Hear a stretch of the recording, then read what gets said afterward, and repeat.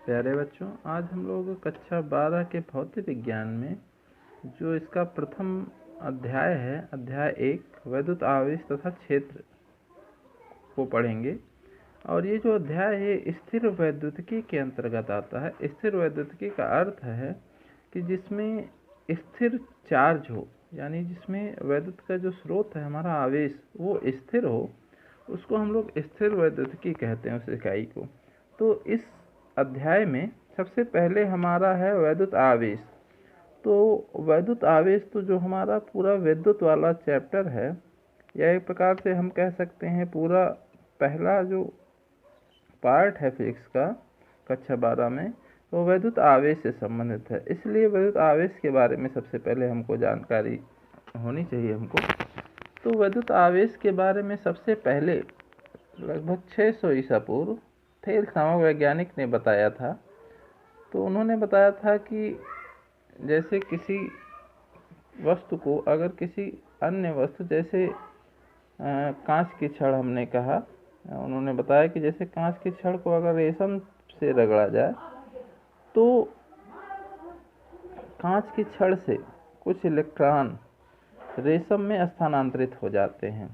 तो अगर कुछ इलेक्ट्रॉन कांच की छड़ से रेशम में चले गए तो रेशम में इलेक्ट्रॉनों की अधिकता हो जाती है, और इलेक्ट्रॉनों की अधिकता होने से ये हमारा रेशम जो होता है ये ऋणावेशित हो जाता है। चूँकि इस पर इलेक्ट्रॉन अधिक हो गए तो ऋणावेशित हो जाएगा, और कांच की छड़ में इलेक्ट्रॉन कम हो गए, अर्थात धन आवेश बढ़ गए।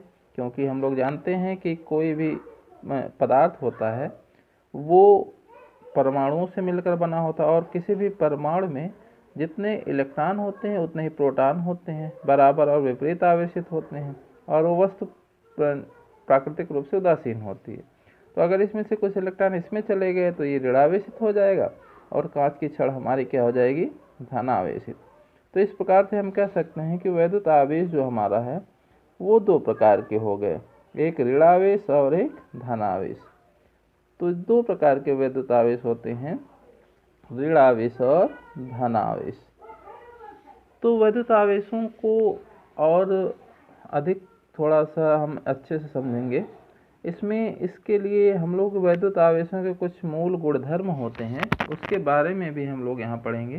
तो इसमें देख सकते हैं हम लोग वैद्युत आवेशों के जो मूल गुण हैं, इसमें सबसे पहला है वैद्युत आवेशों की योज्यता। अर्थात जैसे कोई वस्तु है, वस्तु का मतलब निकाय भी हम उसको कह सकते हैं, किसी निकाय का कुल आवेश उसमें उपस्थित सभी आवेशों के बीजगणितीय योग के बराबर होता है। बीजगणितीय योग का अर्थ है, हम लोग जानते हैं कि वैद्युत आवेश दो प्रकार के हैं, ऋण आवेश और धन आवेश।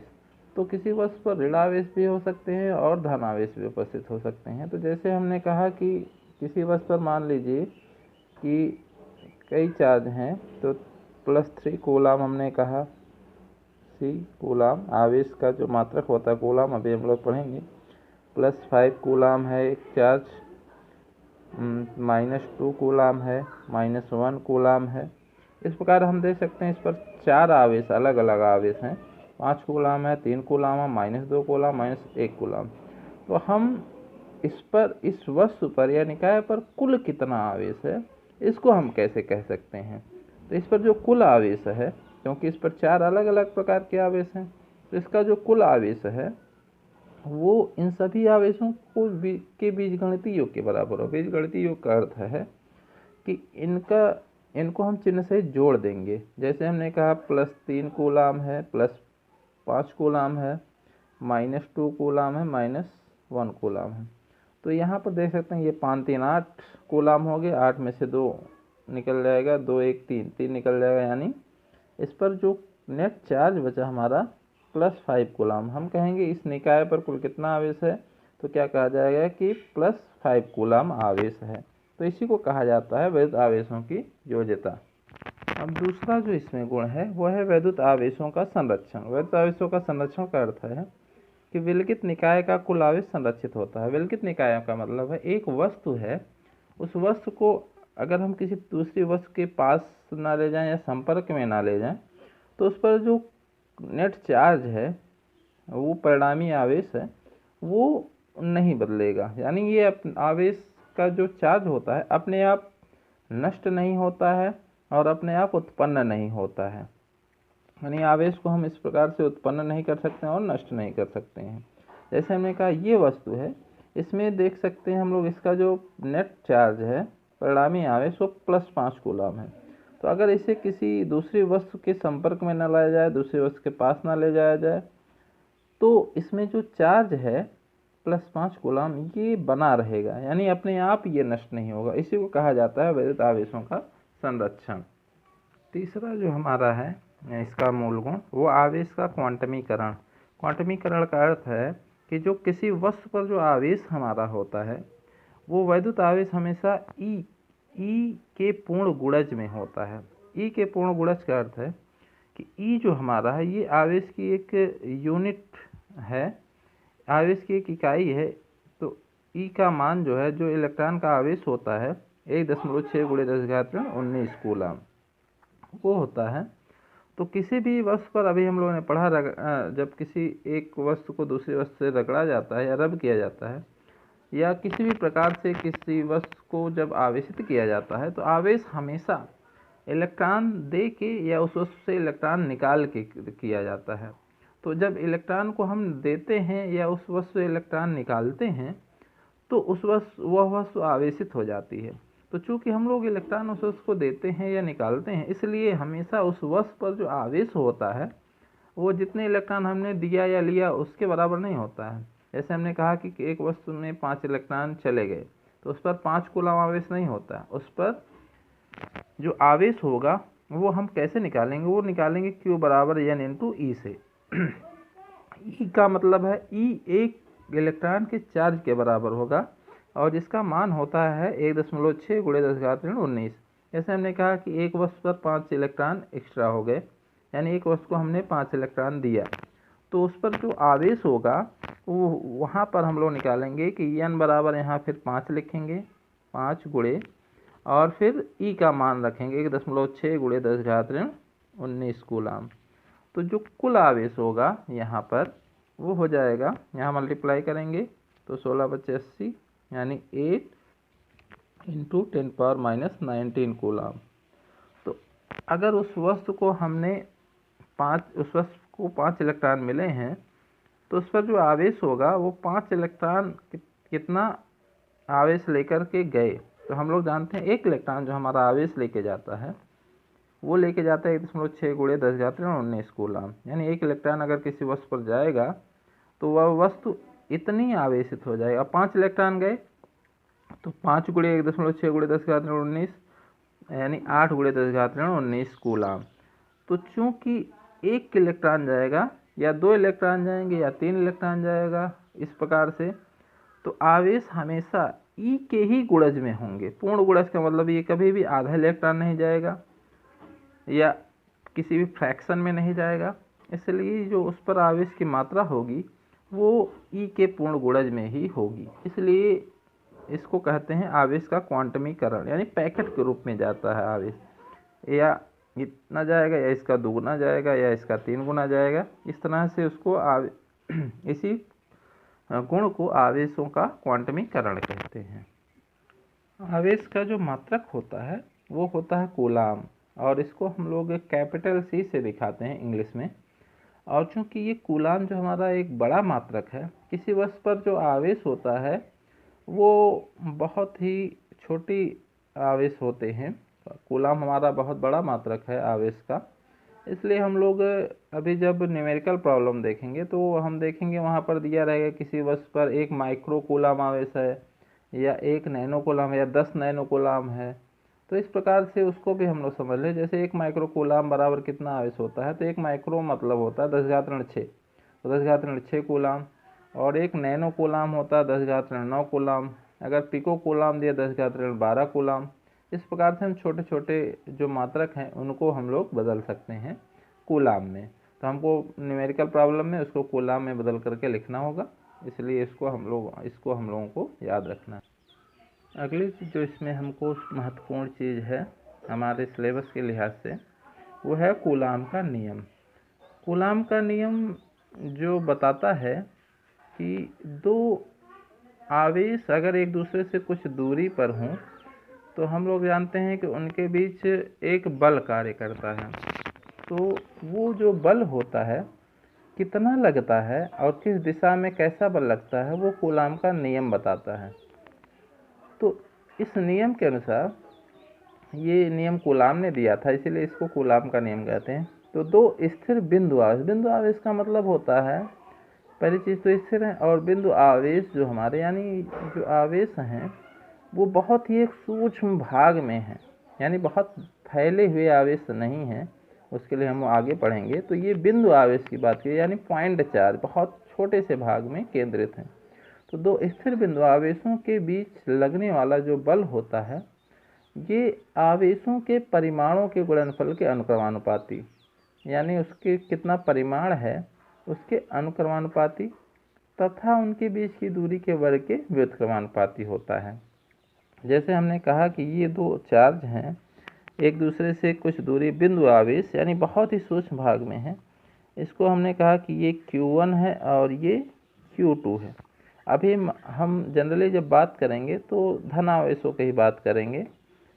तो ये Q1 Q2 दो आवेश हैं, बिंदु आवेश हैं और स्थिर हैं और एक दूसरे से r दूरी पर हैं, यानी ये एक दूसरे से r दूरी पर हैं। तो इनके बीच जो लगने वाला बल है वो F प्रोपोर्शनल दोनों आवेशों के परिमाण का अर्थ है, इसमें चिन्ह की बात हम लोग नहीं करेंगे, चिन्ह से बल के परिमाण पर कोई प्रभाव नहीं पड़ेगा, बस डायरेक्शन पे पड़ता है। हम लोग जानते हैं कि अगर ये दोनों आवेश धन आवेश हैं तो यानी समान आवेश हैं, चाहे वो दोनों धन आवेश हों या ऋण आवेश हों, तो एक दूसरे को प्रतिकर्षित करेंगे। एक धन है और एक ऋण है तो एक दूसरे को आकर्षित करेंगे, तो उसके परिमाण पर कोई प्रभाव नहीं पड़ेगा, बस बल की दिशा पर प्रभाव पड़ेगा। इसीलिए यहाँ बल के परिमाण की बात की जा रही है। तो इसके लिए हम लोग आवेशों का परिमाण लेंगे और इनके बीच की दूरी के वर्ग के व्युत्क्रमानुपाती। तो यह प्रोपोर्शनल Q1 इंटू Q2 और यह प्रोपोर्शनल 1/r²। तो अगर इन दोनों को एक साथ, चूंकि बल दोनों पर निर्भर करता है, तो Q1 Q2/r² हो जाएगा। इसके बाद यह प्रोपोर्शनल Q1 Q2/r², चूँकि हम लोग जानते हैं यहाँ समानुपात का चिन्ह हटाएंगे तो एक नियतांक लगता है, और नियतांक के लिए हम लोग K का या C का प्रयोग करते हैं। तो यहाँ पर हम लोग जनरली K का प्रयोग करेंगे, K इंटू Q1 Q2/r²। और ये जो नियतांक है K, इसको हम लोग कूलाम नियतांक कहते हैं, कूलाम का कांस्टेंट। इसकी का भी एक मान होता है और इसका जो मान होगा वो होता है, अभी हम लोग बात करेंगे, 1/4πε0 या होता है। तो ये हमारा एक कूलाम का फार्मूला होता है। क्योंकि यहाँ पर आवेशों के परिमाण की बात की जाती है, इस फार्मूले को एक रूप में और लिखा मिलेगा तो आपको NCERT किताब में। यहाँ देखेंगे कि मॉड लगा है। मॉड लगाने का अर्थ होता है कि इसमें जो चिन्ह है वो चिन्ह खत्म हो जाएगा, यानी अगर कोई यहाँ ऋण आवेश है तो यहाँ पर वो चिन्ह मॉड लगाने से वो चिन्ह अपने आप लैप्स हो जाता है। तो इस तरह से भी आपको लिखा हुआ मिलेगा ये कि मॉड Q1 Q2/r²। तो मॉड से हमको नहीं घबराना है, यहाँ पर केवल चिन्ह को लैप्स करता है वो। ये फार्मूला आपको, जो हम लोगों ने कक्षा 11 में न्यूटन का सर्वत्र गुरुत्वाकर्षण का नियम पढ़ा था कि दो द्रव्यमानों के बीच जो लगने वाला बल है G m1m2/r², इससे मिलता जुलता है। तो इसी की सहायता से ये फार्मूला बनाया गया था। तो यह बराबर K Q1 Q2/r²। तो ये हम लोग कक्षा 11 में पढ़ चुके हैं और ये हमारा यहाँ पे हम लोग पढ़ रहे हैं। तो यहाँ पर अभी हम लोगों ने बात की केवल बल के परिमाण की। तो हम लोग जानते हैं कि बल एक सदिश राशि है, तो यहाँ पर हम लोगों ने केवल उसका परिमाण कितना होता है, 10 न्यूटन है कि 20 न्यूटन है कि और ज़्यादा है, कम है, यहाँ पर हम लोग अब उसके दिशा की बात करेंगे। दिशा के लिए, क्योंकि सदिश राशि के लिए दिशा एक बहुत महत्वपूर्ण चीज़ होती है, तो दिशा के लिए यहाँ पर बताया गया है कि यह बल दोनों आवेशों को मिलाने वाली रेखा के अनुदिश होता है। तो दोनों आवेशों को मिलाने वाली रेखा, जैसे ये Q1 है और ये Q2 है, तो दोनों आवेशों को मिलाने वाली रेखा ये सीधी लाइन है। इसी के अनुदिश, अनुदिश का मतलब है कि बल हमारा हम बल की दिशा जो होगी कभी इधर या अन्य दिशाओं में नहीं होगी, या तो इधर होगी या तो इधर होगी या इसी डायरेक्शन में होगी। तो जैसे अगर हमने कहा कि ये दोनों पॉजिटिव चार्ज हैं, तो पॉजिटिव चार्ज का मतलब है कि ये भी प्लस है और ये भी प्लस है, तो ये एक दूसरे को दूर धक्का देंगे। तो जब दूर धकेलेंगे तो ये वाला चार्ज इसको दूर धकेलेगा, तो ये इधर इस पर लगने वाले बल की दिशा होगी, तो इसी के अनुदिश होगा, और ये वाला चार्ज इसको इधर धक्का देगा ये, तो ये इधर लगने वाले बल की दिशा और किसी डायरेक्शन में नहीं होगी।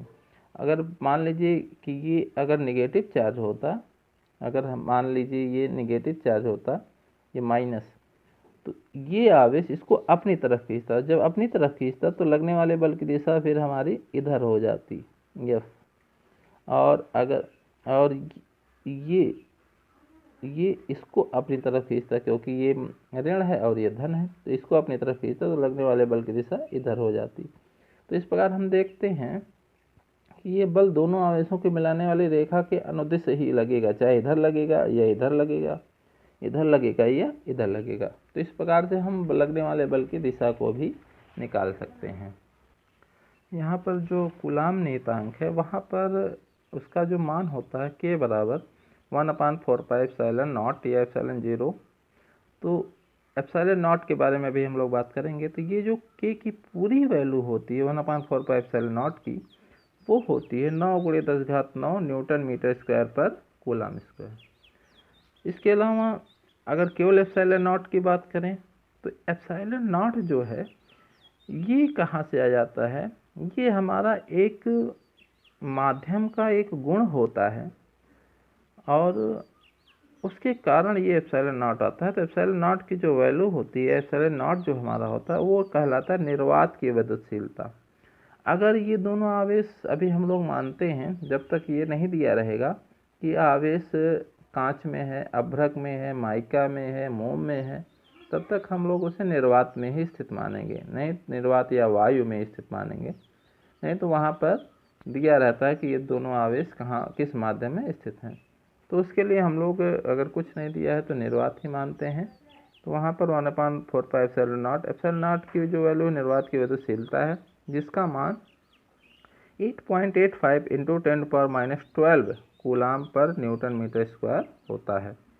अब मान लीजिए कि अगर ये दोनों आवेश निर्वात या वायु में ना होकर के किसी अन्य माध्यम में है, तो जैसे अगर ये निर्वात में है तो इसका फार्मूला हमारा जो होगा k की जगह अगर हम लोग मान रख देते हैं, तो निर्वात में है तो Q1 Q2/r²। तो ये हमारा एक फार्मूला इसका बनेगा F का, ये इसके परिमाण के बारे में बताता है। यदि दोनों आवेश निर्वात में ना होकर के किसी अन्य माध्यम में है, जैसे हमने कहा कि मोम है, कांच है, अभ्रक है, या अन्य माध्यम में ये रखे हैं, तो जो इसमें फार्मूला होगा कुछ नहीं चेंज होगा, केवल हमने बताया था जो निर्वात का गुण होता है या किसी माध्यम का गुण, वो उसकी विद्युतशीलता से वहाँ पर रखा जाएगा, विद्युतशीलता के स्थान पर। तो अगर ये किसी माध्यम में है तो वहाँ पर फार्मूले में क्या चेंज होगा, बस ε0 जो हमारा निर्वात की विद्युतशीलता होगी वहाँ पर एप्सिलॉन केवल होगा, और बाकी कोई भी चेंज यहाँ पर नहीं होगा। ये हमारा फार्मूला हो जाएगा 1/4πε Q1 Q2/r²। और एप्सिलॉन जो हमारा यहाँ पर होता है वो माध्यम की विद्युतशीलता होती है। हमने बताया था कि ये जो एप्सिलॉन है यहाँ पर कि ε0 है, ये विद्युतशीलता होती है। विद्युतशीलता जो है ये माध्यम का एक गुण होता है जो फोर्स की जो वैल्यू होती है उसके मान को कम कर देता है। अगर ये निर्वात में है तो दोनों आवेशों के बीच ज़्यादा फोर्स लगेगा, अगर ये किसी माध्यम में है तो फोर्स का मान, उनके बीच लगने वाले फोर्स का मान कम हो जाएगा। तो माध्यम में स्थित होने पर वो कम फोर्स लग पाता है, यानी इसकी वैल्यू एप्सिलॉन नॉट से ज़्यादा होगी। तो एप्सिलॉन नॉट का मान अभी हम लोगों ने देखा था 8.85 × 10⁻12 होता है। उसी तरह एप्सिलॉन का मान भी 10 की घात में होता है। तो थोड़ा सा उसको याद करने में एक प्रकार से कठिनाई होती है, इसलिए हम लोगों ने दोनों, वो निर्वात की वैद्युतशीलता और माध्यम की वैद्युतशीलता, इन दोनों में भी एक संबंध निकाला है। उसको हम लोग माध्यम का परावैद्युतांक कहते हैं। और परावैद्युतांक का जो मान होता है वो पूर्णांक में या आसानी होती है उसको याद रखने में। जैसे किसी माध्यम का परावैद्युतांक जो होता है वो हम लोग उसको के से प्रदर्शित करते हैं। तो के बराबर होता है एप्सिलॉन अपॉन एप्सिलॉन नॉट। तो ये जो हमारा होता है, तो माध्यम का परावैद्युतांक को याद रखने में हमको ज़्यादा आसानी होती है, क्योंकि एप्सिलॉन को हम लोग एप्सिलॉन नॉट के से भी लिख सकते हैं। तो ये जो हमारा फार्मूला होता है इस प्रकार से ही बन जाता है 1/4 पाई एप्सिलॉन नॉट के into Q1 Q2 upon R square. तो हम लोग जानते हैं कि एप्सिलॉन नॉट की वैल्यू हमको याद है। तो हर एक माध्यम के लिए उसकी परावैद्युतशीलता का मान याद रखना हमारे लिए कठिन है, लेकिन जो के का मान है किसी माध्यम के लिए, के का मान याद रखना आसान है, क्योंकि ये 1 होगा या 2 होगा या 3 होगा, या बहुत ही सामान्य तरीके से हम उसको याद रख सकते हैं। तो बहरहाल इसको याद रखने की ज़रूरत नहीं है। ये जब क्वेश्चन होते हैं उसमें दिया होता है माध्यम का परावैद्युतांक क्या है। और निर्वात के लिए के का मान 1 होता है। निर्वात के लिए के जो हमारा होता है वो 1 होता है। इस प्रकार हम देख सकते हैं कि अगर हम के बराबर 1 रख देंगे तो वो हमारा फार्मूला पुराने फार्मूले में कन्वर्ट हो जाएगा। इस तरह से इसको आसान बनाने के लिए हम एप्सिलॉन की जगह जब किसी माध्यम में होता है तो एप्सिलॉन नॉट के का प्रयोग करते हैं, और के जो होता है माध्यम का परावैद्युतांक होता है। इस प्रकार हम लोगों ने कूलाम का नियम ये पढ़ा। आगे हम लोग पढ़ेंगे कि कूलाम के नियम के बाद जो हमारा कूलाम के नियम का सदिश स्वरूप कैसे हम लोग लिखते हैं।